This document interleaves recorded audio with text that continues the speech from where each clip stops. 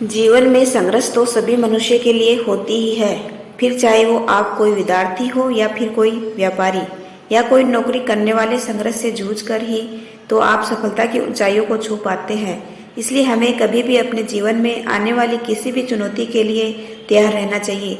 अगर आपके जीवन में संघर्ष है तो ये हमेशा मानकर आगे बढ़ते रहिए कि इसके बाद का जो आने वाला पल होगा वह बीत गए समय से बेहतर ही होगा।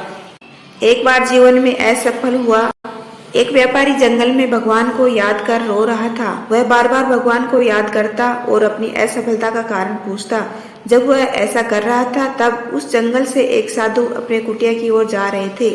वो व्यापारी की व्याकुलता और निराशा से भरे बातों को सुन सब समझ गए। साधु ने उस व्यापारी को पास बुलाया और बताया कि मैंने जंगल में घास और बांस दोनों के बीज बोए थे।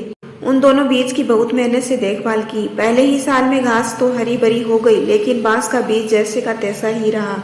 लेकिन फिर भी मैंने अगले साल भी बांस के बीज की वैसे ही देखभाल की जैसे घास की। लेकिन दूसरे साल में भी बांस का पेड़ विकसित नहीं हुआ, लेकिन मैंने हिम्मत नहीं हारी। तीसरे साल में फिर मैंने बांस के बीज की देखभाल की, लेकिन कुछ न हुआ। चौथे साल में भी यही हुआ। 5 साल में मेरी मेहनत रंग लाई और बांस का एक छोटा सा पौधा उग गया, लेकिन बहुत छोटा और कमजोर सा।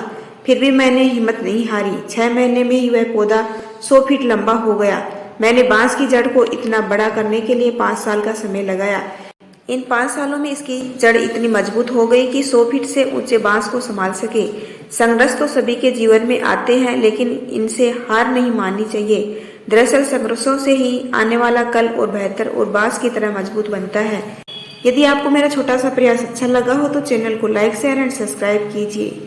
आपका अपना कीमती समय देने के लिए दिल से धन्यवाद।